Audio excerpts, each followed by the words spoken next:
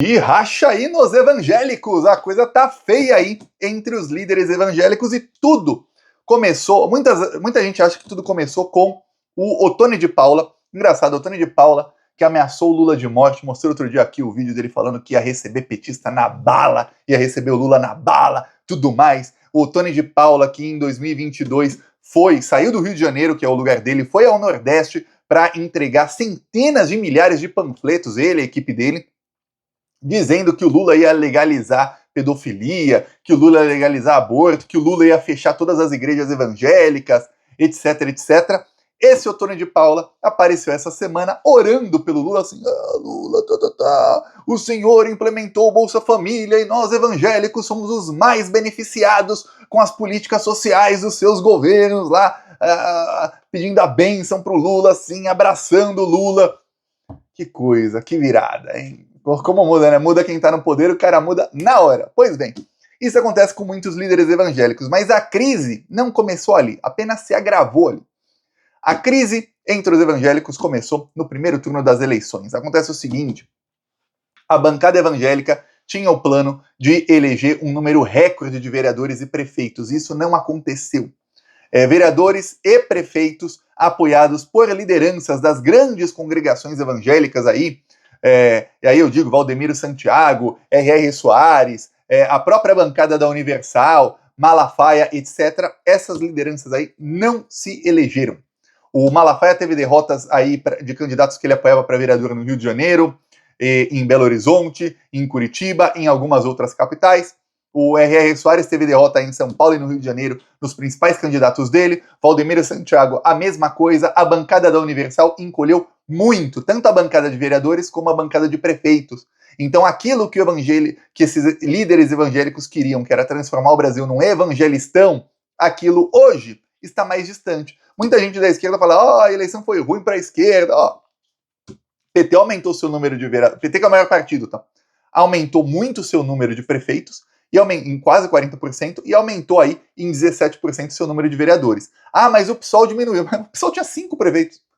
O PSOL perdeu 5. O PT aumentou 40%. O PT aumentou mais de 50 prefeitos. Então, e o PSOL realmente tinha 5 prefeitos, tinha uma máquina pública e conseguiram perder a eleição. Lá em Belém, nem para o segundo turno foi. Ruim aí. Aí o PDT na esquerda, a gente ficou sabendo aí, o PDT lá em Fortaleza, que está apoiando a extrema-direita, o prefeito de Fortaleza, que é um lixo de prefeito, não chegou nem no segundo turno lá em Fortaleza, está apoiando a extrema-direita, inclusive ele demitiu aí servidores que estavam fazendo campanha para o candidato do PT e manteve servidores que fazem campanha aí pro investigado por golpe de Estado André Fernandes. Para ser PDT, eu falava aqui, desde que o Plantão Brasil começou aqui em 2019, eu falava, o PDT não é esquerda, o Ciro Gomes, ele é linha auxiliar do bolsonarismo. Isso aqui é o Ciro Gomes, e ele é o grande cara do PDT, enquanto o PDT deixar esse cara ser o líder do partido, é isso que vai acontecer.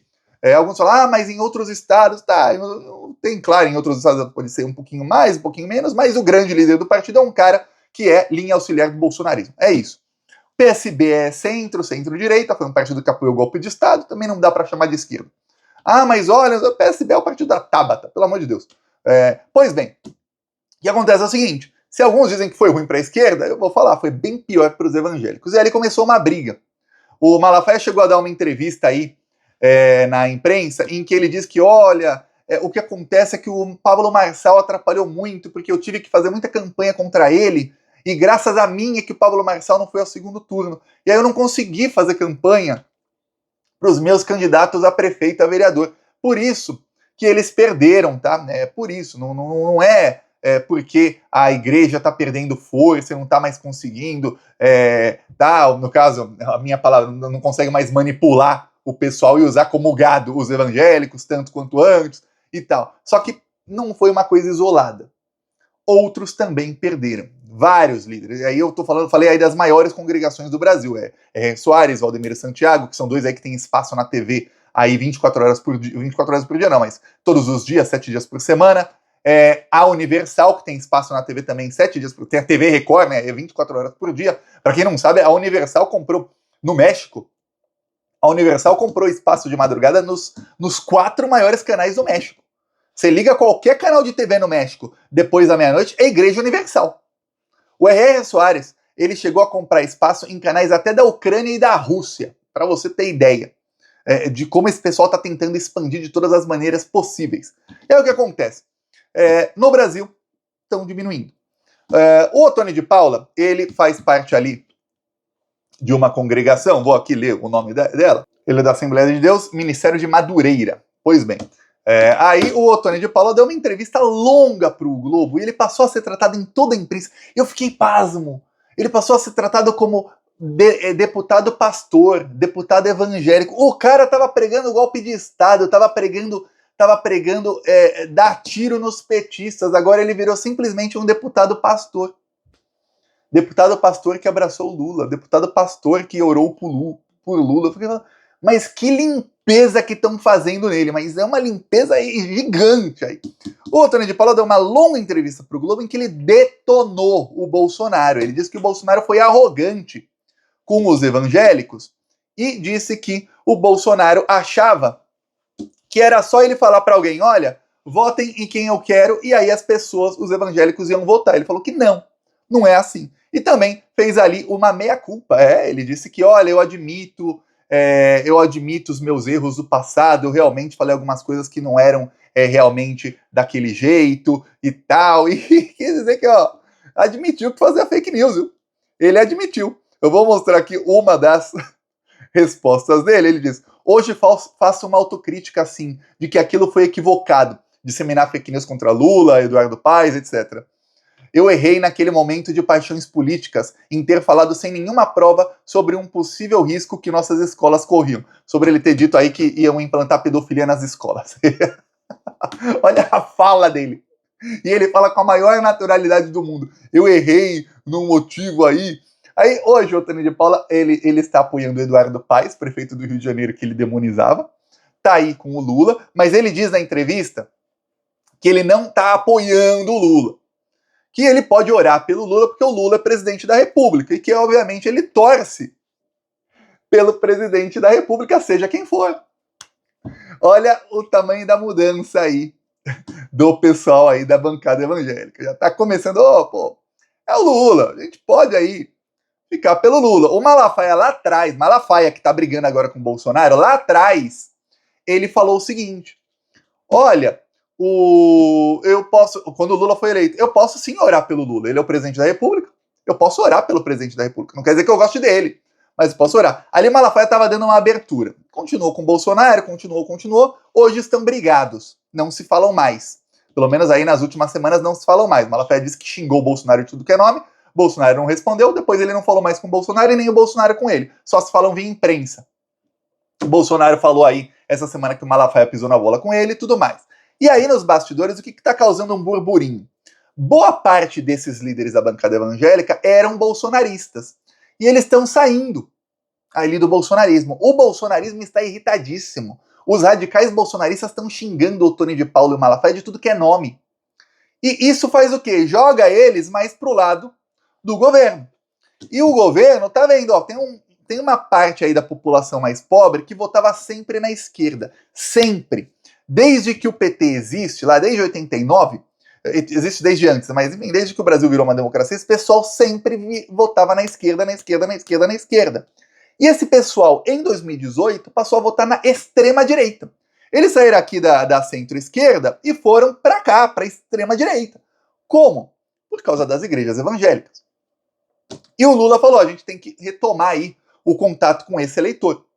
O Ottoni de Paula deu aí a dica do que ele quer que o Lula faça para que o Lula seja apoiado aí pelos evangélicos. Diz aí o Ottoni de Paula que o PT foi contaminado pela pauta identitária e que o Lula também se contaminou com isso. Olha, eu nunca vi o Lula ficar defendendo pauta identitária como pauta prioritária dele. É só pegar os discursos do Lula. Lula fala de pauta trabalhista, fala de emprego, o mote da campanha dele era picanha e cerveja. Não falava nada de pauta identitária, é mais coisa do PSOL, mas boa parte do PT ficou contaminada por isso. Achando que, olha, vamos falar aqui de pauta identitária e vamos ganhar a eleição. Não vai. Pauta identitária é muito boa para um partido pequeno, nanico, eleger meia dúzia de deputados. Consegue. Alguns até com votação boa, muito boa. Mas, para você eleger alguém para cargo majoritário, ficou provado ao longo do tempo que não. Lembremos que quando o PSOL foi criado lá atrás, com a Heloísa Helena, que saiu do PT e tal, e foi candidata lá em 2006, o que eles queriam era o quê? Tomar o lugar do PT. Eles diziam que o PT estava fazendo concessões demais à direita e que eles, como uma esquerda mais radical, eles iam tomar todos os votos do PT. Deu errado. Aí, lá para 2012, 2013, o que aconteceu foi o seguinte, eu expliquei aqui outro dia. As think tanks americanas, ou seja, lá em cima, os Estados Unidos perceberam, pô, tá tendo aí uma onda de esquerda na América Latina, a América Latina tá prosperando muito e tá cada vez mais contra o imperialismo. Como é que a gente faz para a esquerda sair? Eles começaram a colocar aí, a infiltrar a gente na esquerda com pautas que eles já tinham pesquisas provando, não pense que isso foi, nossa, foi uma coincidência. Não, eles já tinham pesquisas provando. O que a população tem ojeriza? Ah, isso, então vamos colar esses tópicos na esquerda. E aí começou, eles se reinventaram ali, começaram a colocar pauta identitária. Isso é muito bom para eleger alguns deputados, são pautas que são muito... Não são pautas que são injustas, não, são muito justas. Só que são pautas extremamente impopulares para ganhar a eleição. E são pautas que estavam avançando durante os governos Lula e Dilma. Só que avançavam sem que precisasse esfregar na cara de quem não gosta.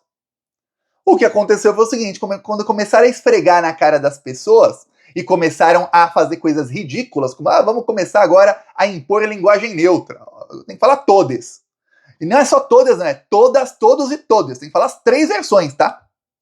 Aí falava, por quê? Que coisa estranha, você não tá nem simplificando a língua, ó. Vamos tirar todas e todos e colocar o E no lugar e pronto, igual a língua inglesa não tem masculino e feminino para as palavras, pronto, ó, simplificou um pouquinho o idioma. Não, complica ainda mais para colocar um negócio ali.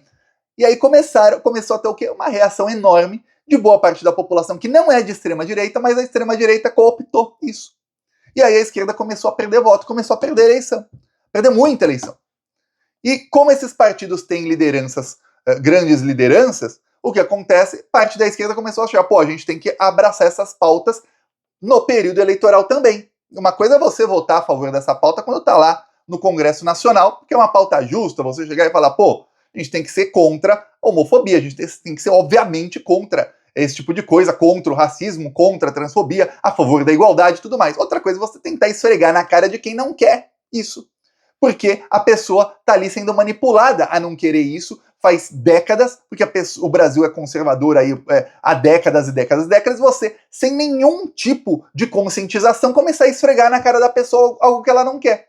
Uma coisa é você dialogar pouco a pouco e tal, e as pessoas vão mudando. Ainda mais quando você fala de comportamento de manada. Comportamento de manada é o quê? São milhões de eleitores ali nas redes sociais com uma opinião ali e eles, obviamente, não pensam racionalmente.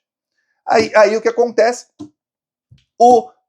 A esquerda começou a perder ali. Esse foi a grande análise que se fez em 2024 na eleição municipal. Aí chegam aí os evangélicos, eles estão precisando agora do governo Lula.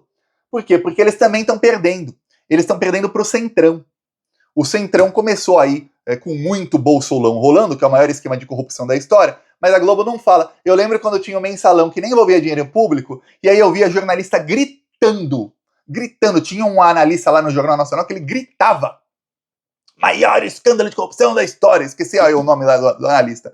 Tinha um lá no Jornal da Globo. Meu Deus do céu. Agora tem o Bolsolão, envolve bilhões, é dinheiro público, é tudo secreto e não falam nada. E aí o Centrão ganhou muito e tirou espaço dos evangélicos. A esquerda retomou um pouco do espaço que perdeu em 2020, e perdeu muito espaço em 2020, e retomou um pouco, o PT principalmente. A esquerda em si não. Os outros partidos de esquerda todos diminuíram, o PT aumentou. E aí o que acontece? Os evangélicos estão falando, ó, se você parar de esfregar essa pauta na cara da população, a gente volta aí a convergir.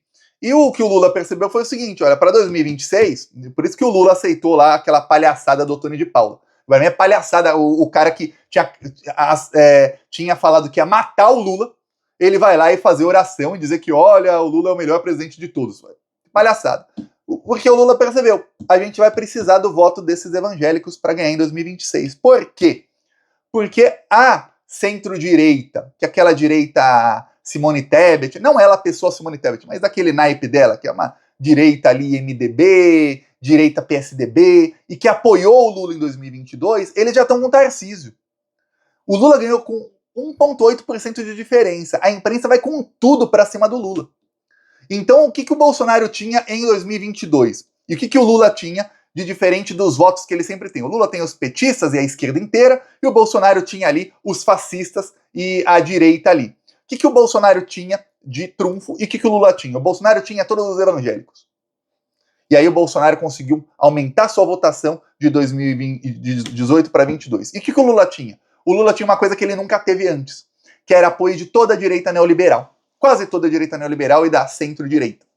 E aí o que aconteceu? O Bolsonaro quase ganhou do Lula.